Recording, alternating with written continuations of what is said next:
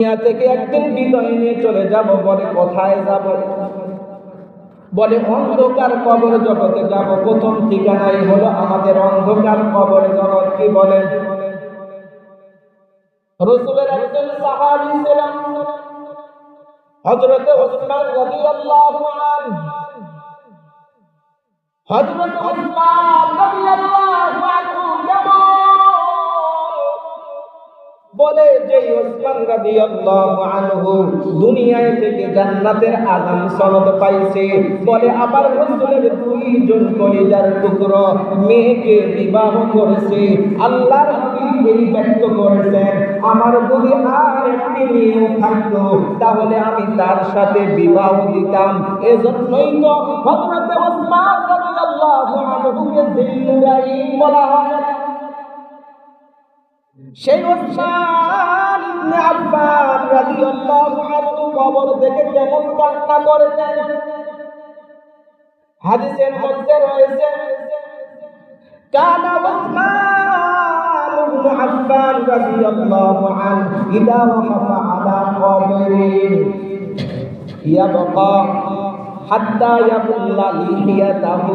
আল্লাহর হাবিবের সাহাবী উসমান রাদিয়াল্লাহু আনহু যখন কবরের পাশে দাঁড়াইতেন, বলে এমন ভাবে কান্না করতেন, এমন ভাবে বলে হাত্তা ইয়াবুল্লা লিহিয়াতাহু, বলে চোখের পানি দ্বারা দাম মোবারক ভিজে যাইত।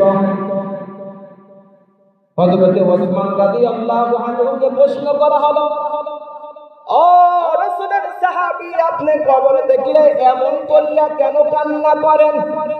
ফাকিলা লাহু তাদখুলুল জান্নাতা ওয়ান নার ওয়ালা তাবকি। ও রাসূলের সাহাবী, বলে আপনার সামনে যখন জাহান্নামের কথা আলোচনা করা হয় আপনি কান্না করেন না, আপনার সামনে যখন জান্নাতের আলোচনা করা হয় তখন আপনি কান্না করেন না। কিন্তু আপনার সামনে ওয়াতাবকি ইদা ওয়াকাফা আলা কবরি, যখন আপনি কবরের পাশে দাঁড়ান তখন চোখের পানি ফেলে কান্না করেন। বলে সাধারণ কান্না নয়, হাত্তা ইয়াবুল্লা লিহিয়াতাহু, দাড়ি মোবারক ভিজে ভিজে দাড়ি মোবারক দিয়ে পানিটা মাটিতে টপ টপ করিয়া পড়ে। বলে কেন কান্না করেন? আপনার কাছে কি কোনো খবর আসেনি? বলে রাসূলের সাহাবী, আমার কাছে তো অবশ্যই খবর আছে। উসমান ইবনে আফফান রাদিয়াল্লাহু আনহু এবার ডেকে বলে, ইন্না রাসূলুল্লাহি সাল্লাল্লাহু আলাইহি ওয়াসাল্লাম قال ইন্নাল কবরা আউয়ালু মানাজিলিল আখিরাহ।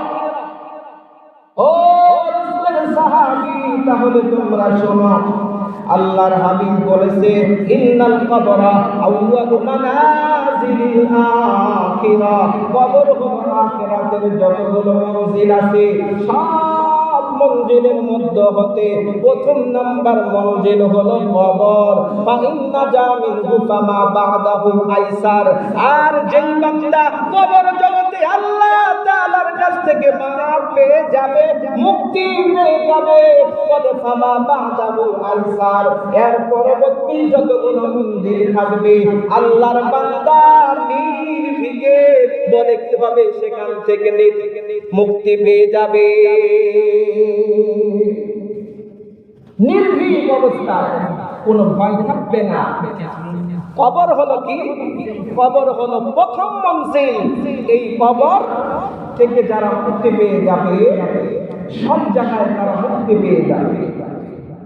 এজন্য হযরত উসমান রাদিয়াল্লাহু আনহু চোখের পানি ফালায় কান্না করে আর বলে, জানোনি ওয়া ইল্লাম ইউনজা ফামা বা'দাহু আশাদ্দু মিন। আর যদি কোনো আল্লাহর বান্দা কবর জগতে রাখার পরে যদি কোনো আল্লাহর বান্দা কবর জগতে আটকা পড়ে যায়, বলে ওই বান্দা যতগুলো মঞ্জিলে যাবে আখিরাতের মঞ্জিল সব মঞ্জিল তার জন্য কঠোর হয়ে আসবে। আল্লাহর বান্দার মুক্তির কোনো জায়গা থাকবে না।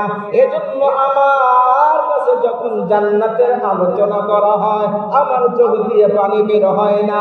বলে যখন জাহান্নামের আলোচনা করা হয় চোখ দিয়ে পানি বের হয় না। আমার বড় ভয় হয় আমি যদি ওই অন্ধকার কবর জগতে একবার থেকে যাই, আমার ফুলসিরাত, আমার মিজান, আমার যত যা আছে সব জায়গায় আমি থেকে যাব। এজন্য আমি আমার নবীর কাছে কান্না করে করে বলি, ওগো আমার আল্লাহ, এই অন্ধকার কবর জগৎ থেকে আপনি আমাকে মুক্ত করে দেন। এই কবরের আযাব আমরা সহ্য করতে পারবো না। এর বাবা আব্বা আম্মার ওই হিজলি গ্রামের কবরস্থানের মধ্যে রেখে আসলাম, কত দিন হয়ে গেল কোনো খবর নাই, সন্তান খবর নেয় না। আপনার বাবার কি হালত, কোনো ব্যাপারে আপনার কোনো খবর নাই। তবে একটু খেয়াল করে রাখেন, জেনে রাখেন, আপনি আপনার আব্বার সামনে ফাঁকি দিতেছেন। আপনি অন্ধকার কবর জগতে যাওয়ার পরে আপনার সন্তান এর চাইতে ডবল গুণে আপনার ফাঁকি দিবে। একটু দোয়ার যে কত বড় ফজিলত, একটু দোয়ার যে কত দাম আর গুরুত্ব, এটা এখন আমার বুঝে আসবে না। কখন বুঝে আসবে? বলে যখন আমার মুখে যখন এই দুনিয়ার মাটি পড়ে যাবে, তখন আমার বুঝে আসবে এই দুনিয়ার মানুষের দোয়া এটা কত বড় নিয়ামত, কত বড় ফজিলত। আল্লাহর হাবিবের কলিজার টুকরা ছিলেন ফাতেমা রাদিয়াল্লাহু আনহা। জানেননি? নাম জানেন আপনারা? ফাতেমা রাদিয়াল্লাহু আনহার ব্যাপারে আল্লাহর হাবিব ফাতেমা রাদিয়াল্লাহু আনহাকে ডেকে বলতেছে, قال رسول الله صلى الله عليه وسلم يا فاطمة أنقذي نفسك من النار। ও ফাতেমা, দুনিয়ার বুকে থাকিয়া তুমি আল্লাহ তাআলার বিধিবিধানগুলো মেনে নিয়ে নিজেকে জাহান্নামের আগুন থেকে বাঁচাও। আর যদি তুমি নিজেকে জাহান্নামের আগুন থেকে যদি না বাঁচাইতে পারো, আমি নবী বলে দিলাম, ফাইন্নী লা আমলিকু লাকি দাররাও ওয়ালা নাফআ, আমি তোমার কোনো ক্ষতিও করতে পারবো না, তোমার কোনো উপকারও করতে পারবো না। এই কথাটা ফাতেমা রাদিয়াল্লাহু আনহাকে কে বলেছে? একটু আওয়াজ দিয়ে বলে, বলবেন না মনে হয় আমার কথা। কে বললো এই কথাটা? ফাতেমা রাদিয়াল্লাহু আনহা। স্বয়ং রাসূলুল্লাহ বলেছেন, ইয়া ফাতেমা তুআনকিদি নাফসাকি মিনান নার। ও ফাতেমা, দুনিয়ায় থেকে আল্লাহ তাআলার বিধিবিধান বাস্তবায়ন করার মধ্য দিয়ে তুমি জাহান্নামের আগুন থেকে নিজেকে রক্ষা করো। কবরে যাইয়া তুমি